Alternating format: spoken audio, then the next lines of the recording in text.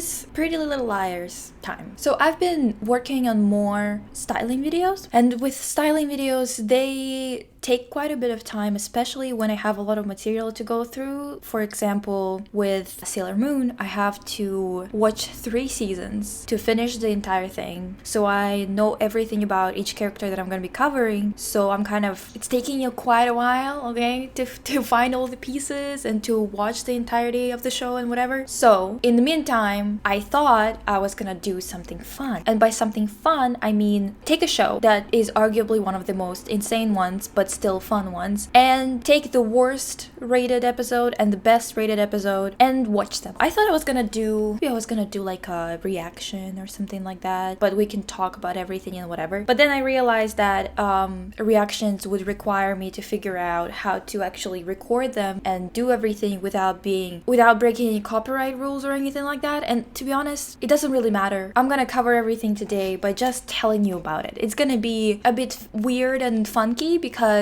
my brain is always all over the place when it comes to these things, and I never care for every single detail about things, especially in shows that the writers themselves forget things. And you know that with Pretty Little Liars, that's the thing, that the writer, she herself, I think, forgot a couple of things that she wrote into the show at one point or another, because there's a few things that kind of get answered, but they don't actually get answered. In any case, we're gonna watch one good episode and one not so good. Basically, the range that we're dealing with is episode 25 of season 5, which is considered to be the best episode of Pretty Little Liars. I don't mean like considered by everyone, I just mean that IMDb has the highest rating for that one, which is 9.6. And then we have another one, which is season 6 episode 10, which is 4.6, I believe. So there's like a 5 points difference between those 2 episodes. So let's dive into them right away and talk about what happens. We open with this scene where Mona's dead. Ali is arrested as a suspect for Mona. The other 4 girls are arrested as accessories to the whole thing. They are in this truck being transported from one place to another, whatever. So they're like talking about things. Hannah tells them that it's gonna be a terrible experience. There's a man staring at me passing by, like literally staring into my window. Okay, I think I made him feel uncomfortable enough to turn away. What a creep. He's like looking at someone's yard now. Oh, I don't like this. He's like taking a picture of something. Ew. Okay. Yeah, I didn't like that. Anyway, Hannah tells them all that they're gonna hate it in prison. They're gonna definitely not enjoy the experience. The girls are rightfully horrified. And then the van crashes. They're like taken or whatever by obviously A. So then they all wake up, and it seems like they're waking up in their rooms. And then there's this weird, like, if you take this screenshot and then the next one, creeps you out a little bit. Anyway, so Spencer wakes up. She's like, what the heck? I'm in my bed. Then she realizes that she's still wearing the prison uniform, like the orange jumpsuit or whatever, and she's like, that doesn't seem right. She's not in her room, obviously. She breaks the window, and behind the window there's a concrete wall. I don't quite understand why she broke the window. You can see right through it, and you can tell that there's a concrete wall behind it. It's not like you're gonna break it and all of a sudden the concrete wall is gonna disappear. I'm not entirely sure where they were going with that one, to be honest. We look at like all of their rooms, and everything is basically a prop. And there's this one frame that's kind of funny. In Arya's room, there's this one frame that just says a bunch of like words like family, cherished memories, or whatever. You can see it right here. And it's just like a family made out of dolls. They really got nothing else to do. Honestly, just nothing else to do. Anyway, so then there's like this announcement that's like, oh, welcome. Follow the lights outside in the hallway or whatever. The girls see each other. They're like, oh, what the heck? Where are we? Whatever. I went in a lot more aggressively than I was trying to. Is it really red? Too late. I'm already here. I'm already gone there with it. They walk into the room. I believe that it looks like Allison's living room. And they see someone at the piano, playing the piano. It looks like it's Allison because it's blonde hair. The shirt is like the yellow shirt or whatever the hell. And of course, she's wearing one of those ugly ass masks. We've been over this so many times in this show. That's one of the things that I remember, is that no one would ever buy those masks. And by buy, I don't mean like actually purchase them. I just mean that they don't look anything like any of the people that everyone mistakes them for. There were so many scenes where people were like, I saw Allison. And then it turns out that they saw a person wearing this mask, and it's like, come on now, let me show you the mask. Oh, really? Really? Like, you think that this looks anything like Allison? I mean, I know it was made to look like her with her, like her face was actually in the mold or whatever, but maybe that person just needs to stop making masks altogether because this looks ridiculous. This looks nothing like the actual person who they molded it after. So what the hell is the point? It looks silly. Then this Allison person takes off their mask and it's Mona. So oh, Mona's alive. Ad break. We see that the boys are cahooting, trying to figure things out. Then we go back to the girls. Mona's acting like Allie. Everyone's like, Mona, Mona. And she's like, don't call me that name. I'm Allison. Or whatever. She's like being Allison. She's being mean. Anyway, the bells go off. They're like, oh, what the hell is this? Mona's like, okay, we need to go to a different room. They go to a different room. That's the thing with A. Always with all this walking around and like, for what? You could have put that game table in the same room if you knew that they were not even gonna have any tea in the other room. Like, it's just so wasteful, so annoying. I just don't understand. They go to another room. There's this game on the table. Mona's like, we gotta play it. They open the game. There's this weird, awkward picture of Ezra.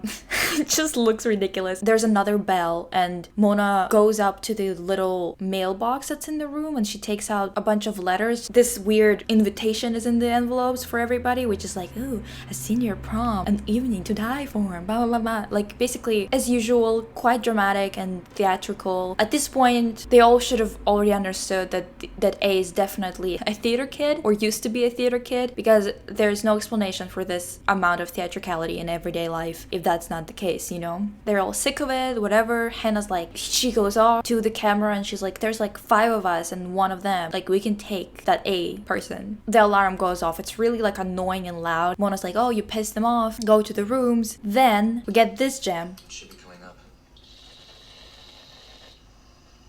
You can't get to that overpass without passing a camera, right?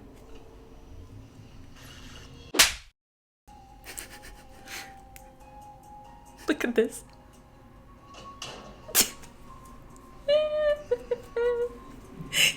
Alright, Ezra. Whatever. Just the classic white boy kicking something in frustration. That's just too much. Then at night, the generator turns off in the dollhouse, in the place where they're kept. And Mona's like, everyone come here, whatever. They gather. She's like, every night, at this moment, it turns off and there's like 3 minutes.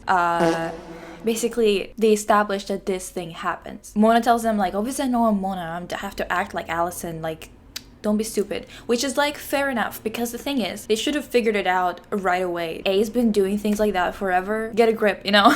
Like, you should have realized it right away. There's like this dream sequence, Spencer's dream sequence, where she looked at a bunch of stacking cubes for kids or whatever. I don't know what they're called because I don't know anything about kids. There's like letters on it and it's just trying to get the combination to work, to get what the word could be. Charles. So she's like, oh, A is Charles. Then they wake up. Mona wakes up to a gift. She's like, oh my god, for me. She opens it, she gets it out, and it's like a gas mask. So it's not a good sign, right? The note says, it's because you're my favorite. So basically, it's kind of like a foreshadowing to something bad's gonna happen. But Mona gets a mask because she's Charles's favorite. She asks him, she's like, do you want me to put it on? She asks the camera, right? And there's like a bell that goes off, and apparently one chime means that yes, I guess. And then she puts it on, and then she just goes back to brushing her hair.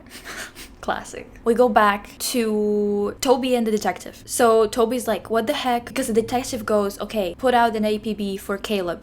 What's her name? For Hannah's techno boy toy. Toby's like, what? And she's like, well, now we're back to the bunker. They come into some kind of weird room and there's a bunch of decorations around and other things, like basically different stations. They come up to them and they're like, oh, A wants us to decorate places and prepare for the prom or whatever. And first of all, if you're gonna bring us here for a prom, maybe you should do all the work yourself. At this point, this is getting ridiculous. You know, you're already taking us from where we're supposed to be. You're being rude. Now you're making us do work. That's messed up. Mona asked the girls, did you get the gas masks?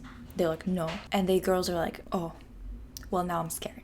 Then we cut back to the boys. Toby opens the door. Parents are there. Whose parents? Spencer's. They see the guys in there and they're like, okay, what the hell is this? Spencer's acting like she's mad. She's like, all of this is trash. I want like a nice prom, not a trash prom, right? She like gives a bunch of demands and you're like, okay, what the heck is that about? Then we cut back to the parents again and the parents are like, oh my god, A again, because I didn't know about A after Mona. And this is like, what, 5th season? So they didn't know about A being back, like, for like, what, 3 seasons or something like that? I don't know. Girl, I don't remember anything. Caleb's like, oh, damn, the police are here for me. So Caleb's like, okay, I'm gonna go with them, because Toby can't be seen with me, because that would be weird. Okay, so then they have their new decorations that A brought in, right? Because, whatever, they have new decorations, but that means that they have a bunch of things that Spencer needed. Spencer and Emily stage a fight, because I believe that they needed to get some attention away from Mona or something, because Mona was building a thing that Spencer wants her to build. So then Spencer kind of does some things, and they set up a diversion for the future, for their prom night or whatever. Now we're back to the detectives, to the detective Sourface. Caleb's like, I found the van, by doing his Technoboy thing. Detective Sourface goes to check it out with Toby. The prom is happening. There's a bunch of mannequins in the room to make it look like it's like a real prom or whatever. A is nothing if not in love with dolls and mannequins, honestly. I'm not in love with the dresses. There's one thing that I will give this stylist is that they knew the body types of these girls really well, what would fit them, except maybe Arya. I don't know what they were doing most of the time with the silhouettes.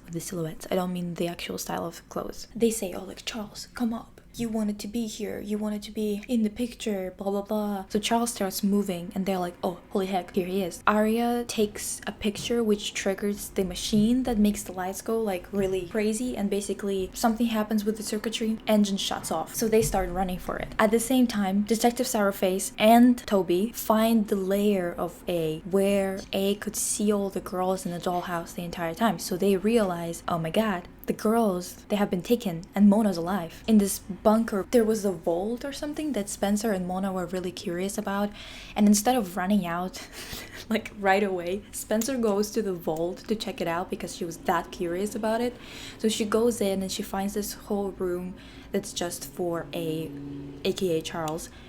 She starts playing the video that's on there. Of course, it's like a very ancient projector for some reason. Like, it's always so bizarre the way that they choose technology in this show. It's a video of 2 kids and this baby that Allison's mom is holding, and she's like, oh, come give your sister a kiss or whatever. So we know that this is probably Allison and probably Jason and somebody else. So they're kind of like, ooh, I guess Charles, aka A, is a Dylan Rendez. A big moment for the show, of course. They get out of the bunker, so we're like, oh, hell yeah, they're out of the bunker. But then we see that there's a fence around, and Emily's like, we can hop that, it's fine, no big deal, I'm a sporty girl, whatever. But Spencer's like, oh no, don't. And then we realize that it's a high voltage electric fence. The girls would have been fried if they tried to climb that. The doors to the bunker close, I believe. Maybe they don't, but obviously they don't want to go inside. Actually, no, they do close. Yeah, they do. And of course, some happy-go-lucky old American song starts playing about like, don't fence me. Classic for all this A reveals and stuff like that. Definitely a theater kid, I'm telling you. So this is the episode. This is the best episode of the series. It's like at 9.6 or whatever. To be honest, I think the biggest difference between those 2 episodes and the second episode that's the worst, the biggest difference is that the first one, when I was summarizing it, it wasn't that difficult, but the second one broke me.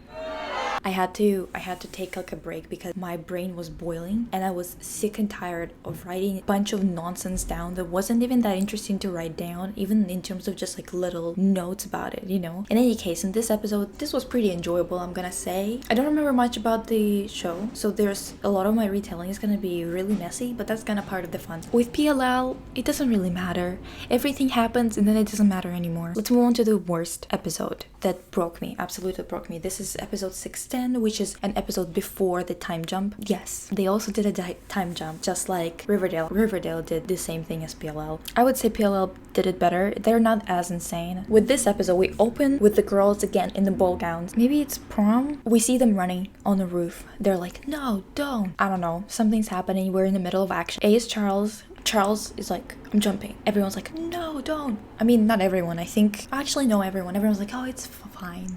We can figure it out. We go back in time, I'm assuming. It's a party. I think it's prom, but this guy in this image right here, in the show, he was dancing like this, which makes me feel like maybe it's Halloween or just a very interesting extra on set. In this image, that girl, the blonde one with a pixie cut, she's from the bunker and her name is Sarah. When I tell you that this name comes up multiple times in the show, this name and also another name of another girl Bethany, whatever. Every time it comes up, I like recognize that I've heard this name before, but I can never put a face to it. I can never remember what the hell they were doing because those characters were so frustrating and annoying that I just wiped them from my memory. She comes up to the girls at the party and she's like, okay, so Detective Sourface is here and she has questions for us. But then there's like someone passing by in a red coat and everyone's like, what the heck? Another red coat? They follow her. Turns out it's Mona. She's just being dramatic. An annoying thing to do at this point, but whatever. Oh, she says something. Oh, I know this guy is a cop. Who they're talking about, I don't know. But she says that she knows that he's a cop. Arya's like, how did you know? And she goes, well, I know that you think that he's excited to see you or something, but I couldn't get over the bulge in his pants. And I was like, what? God knows.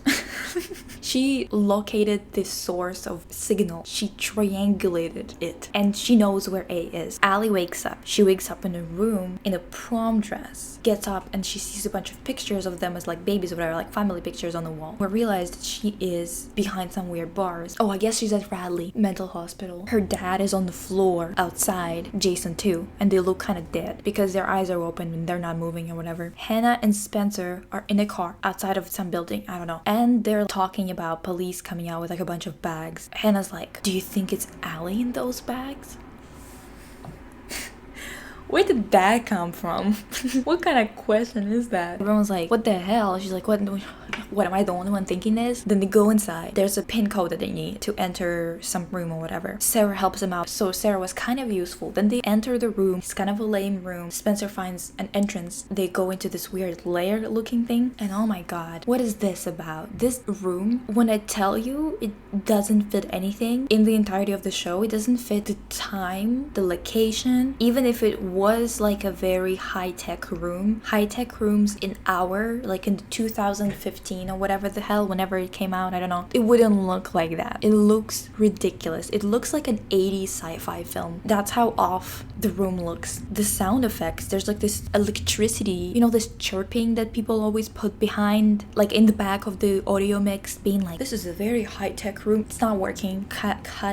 Cut it out. Spencer's dress fits her really well. And they come up to this table. It just looks like a goddamn spaceship. And then Hannah puts her hand through the screen. It's like a hologram. This is way too advanced for what we have nowadays. Like, come on now. We get the reveal. It's Cece. She turns around. She's like, it's me. Everyone's gasping.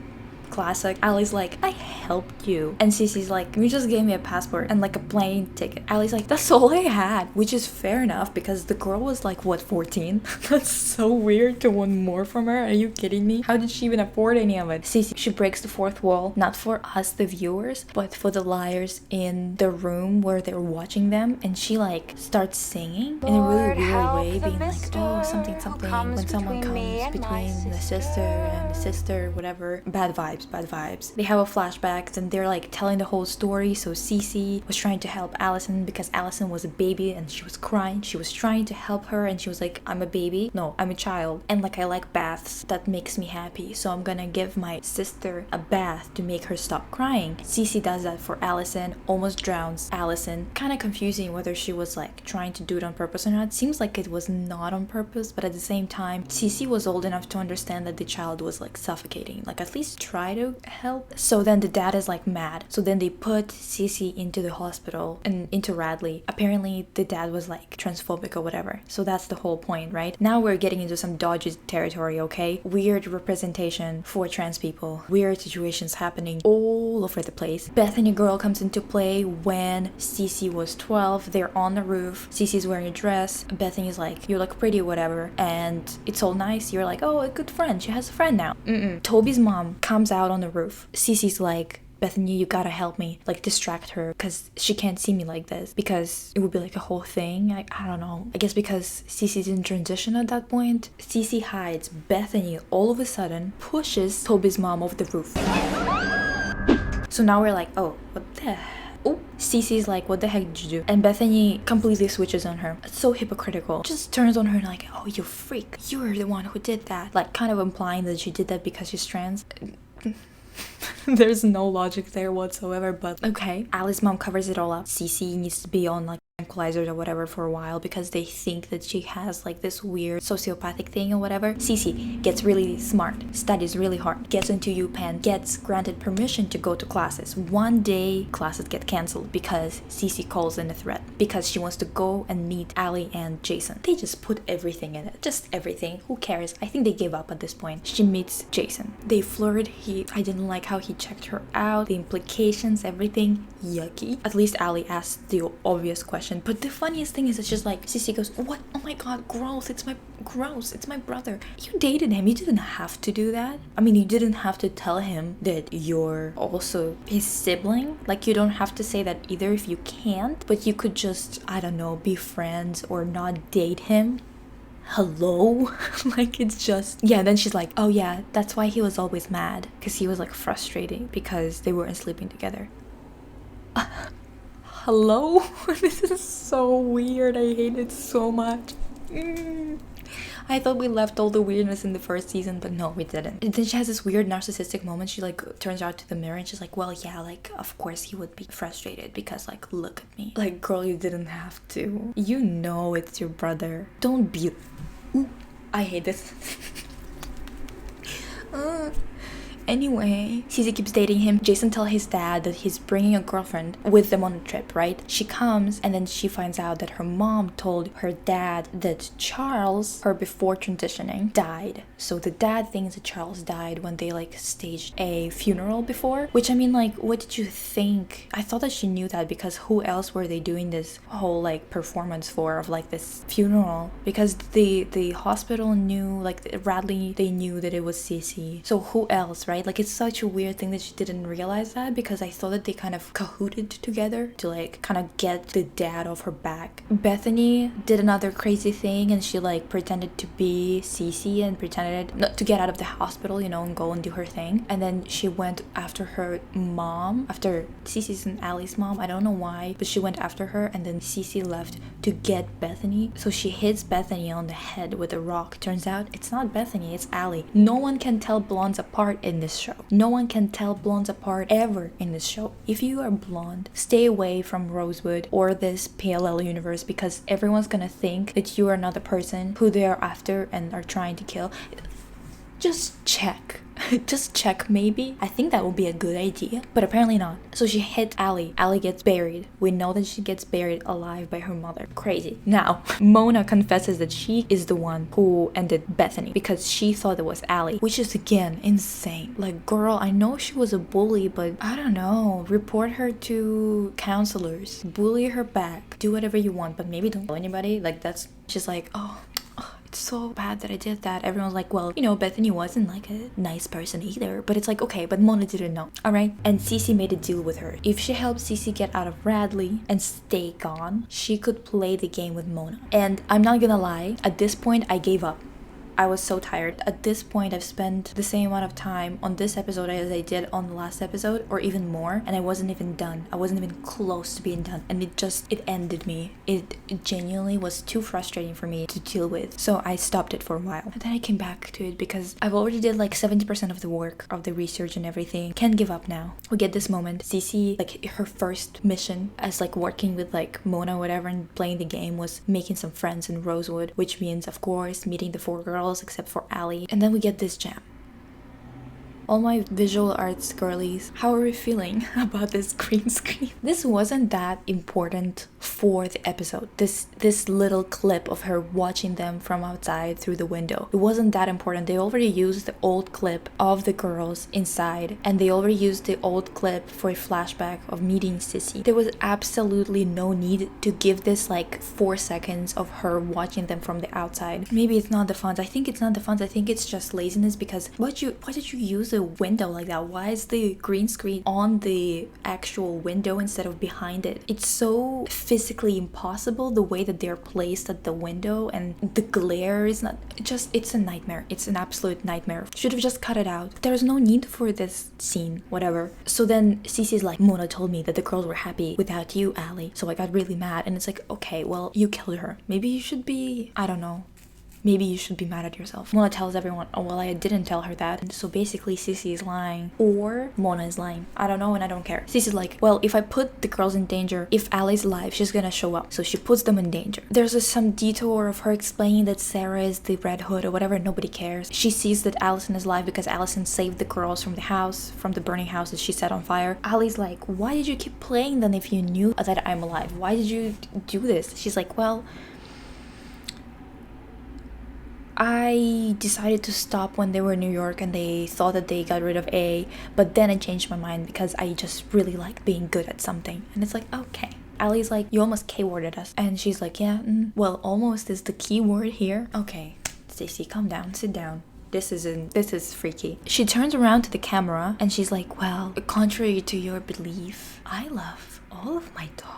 Okay, go fix that eyeshadow first. I cannot take you seriously. I know that you're having a hard time, but maybe you shouldn't have put any makeup on if you're gonna be doing it like this. She explains other nonsense. I don't remember and I don't care. The girls, at the same time, they got out of that room. Mona stayed to listen to the rest of the mess. So they go over to where Allie and Cece are supposed to be. Sarah is there setting up explosives.